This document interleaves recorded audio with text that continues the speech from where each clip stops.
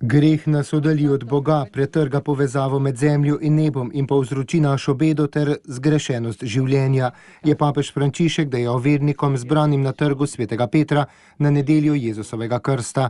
Po molitvi in blagoslovu je spomnil na apostolsko potovanje na Šrilanko in Filipine. Sveti oče je na trgu opazil napis Srečno pot in po nekaj sekundni tišini nadaljeval: Hvala za vaše voščilo, ki je na tistem plakatu. Najlepša hvala. Prosim vas, spremljajte me z molitvijo. Prosim pa tudi Šrilančane in Filipince, ki so tu v Rimu, naj še posebej molijo za moje potovanje, je dejal papež in o skrivnosti praznika še povedal.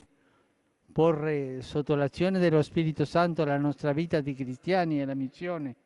Postaviti pod delovanje Svetega Duha naše krščansko življenje ter poslanstvo, ki smo ga vsi dobili v moči krsta, pomeni ponovno imeti potreben apostolski pogum, da premagamo lahko žive svetne prilagoditve. Nasprotno pa kristjan in skupnost gluha za glas Svetega Duha, ki spodbuja, da ponesemo evangelij do skrajnih meja zemlje in družbe, postaneta nemi kristjan in skupnost, ki več ne govorita in ne evangelizirata več. E una comunità muti che non parlano e non evangelizzano.